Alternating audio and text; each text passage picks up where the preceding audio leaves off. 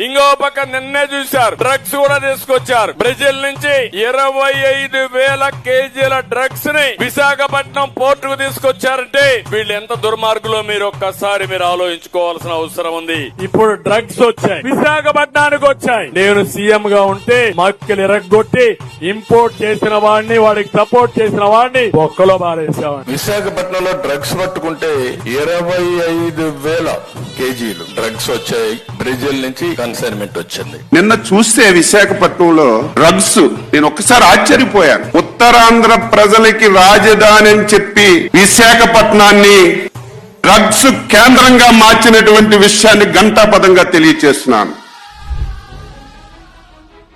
సిగ్గు లేదు మీ అందరికీ. ఏపీలో కలకలం రేపిన వైజాగ్ పోర్ట్ డ్రగ్స్ కేసులో సందిగ్ధత వీడింది. 25,000 టన్నుల డ్రగ్స్ కేసులో సీబీఐ విచారణ ముగిసింది. షిప్ కంటైనర్లో డ్రగ్స్ లేవని సీబీఐ దర్యాప్తులో నిర్ధారణ అయింది. విదేశాల నుంచి దిగుమతి చేసుకున్న 25,000 టన్నుల సరుకు డ్రై ఈస్ట్ అని నిర్ధారించారు సీబీఐ అధికారులు. ఇలాంటి రాతలు రాసి వాటిని అచ్చువేసి ఇంకో 200 న్యూస్ పేపర్లు, ఓ 2 టీఆర్పీలు పెంచుకోవటానికేగా. అదేది ఒక లిస్టు రాసుకొచ్చారు. ఇప్పుడు హైలైట్ చేసింది విశాఖలో పట్టుబడినటువంటి డ్రగ్స్, భారీ ఎత్తు డ్రగ్స్ పడిపోయింది.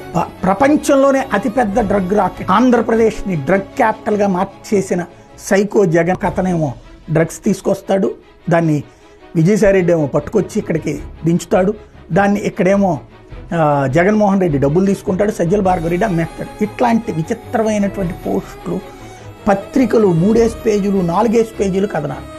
చివరికి అందులో డ్రగ్సే లేవు, అది డ్రగ్సే కాదని సిబిఐ తేల్చేసింది. మనసులు చంపేసే రాతలు రాసి